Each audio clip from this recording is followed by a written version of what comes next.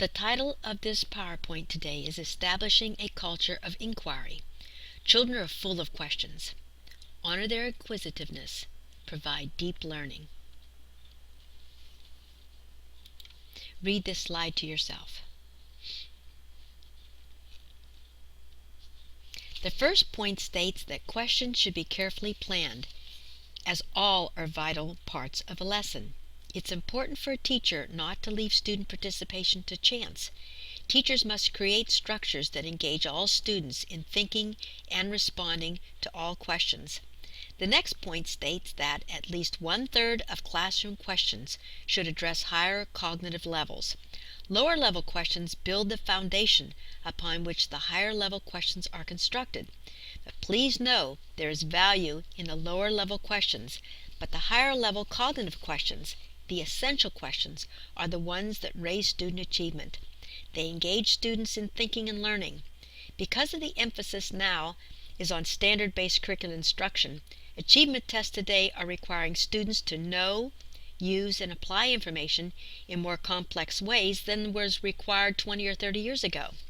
To help students achieve at higher levels and to perform better on high-stake tests, teachers need to give students a range of opportunities to think, including knowledge questions as well as higher-level questions.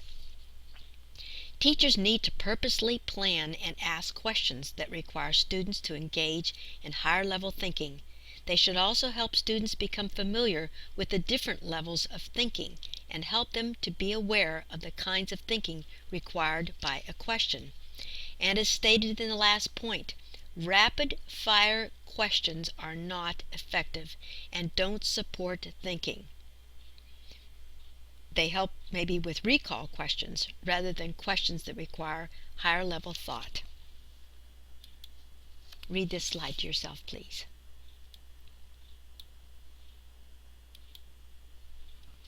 Anticipate possible student responses, especially partially correct or incorrect ones. How will you probe for further information or redirect?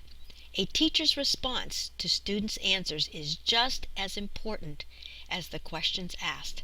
A response may redirect students when an incorrect answer is given or students misinterpret the question. Teachers may probe for further explanation when a partial answer is given. Finally, teachers may validate a correct response.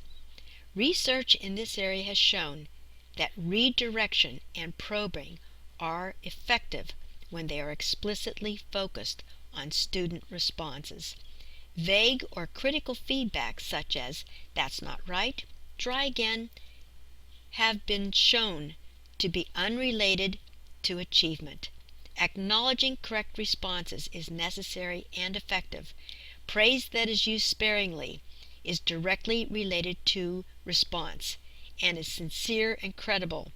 And if it is sincere and credible, it's positively related to student achievement. Read this slide to yourself, please.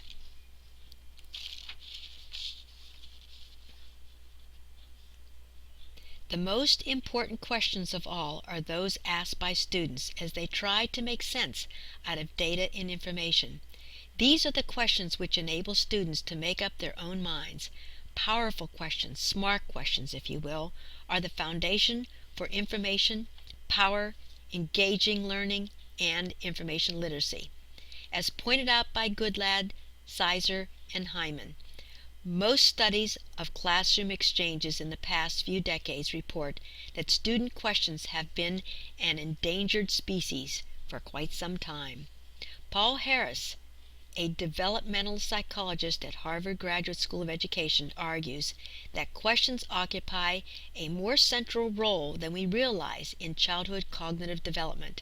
Young children, she says, learn a great deal about the world simply by asking questions and listening to others. When Harris thinks of children asking questions, he sees them performing a series of complex mental maneuvers. Adults tend to rush through mental steps, perhaps because they seem like second nature, but figuring out what makes a good question, or rather, what kind of questions will get us information we want, isn't such a simple task, even for grown-ups. It requires stopping to think about what we're trying to find out, what the person we're talking to might know, and what words we should use to coax them into helping us to help them think. Being good at asking questions is an art of identifying those gaps, sorting them out, and figuring out how to fill them in. It is a strange skill. It requires the ability to organize thinking around something we know nothing about. And the last slide, read that to yourself. Most educators might agree that learning to compose a good question, an essential question, is a skill students should possess. There is evidence that the art of asking a good question is a skill that most adults do not possess, and that schools are not doing a good job teaching. It is essential that educators teach good questioning techniques. As pointed out by Grant Wiggins, essential questions cause genuine and relevant inquiry into the big ideas and core content. They provoke deep thought, lively discussion, sustained inquiry, and new understanding, as well as more questions. They stimulate vital ongoing rethinking of big ideas, assumptions, and prior lessons. They spark meaningful connections with prior learning and personal experiences, and they require students to consider alternatives, weigh evidence, support their ideas, and justify their answers.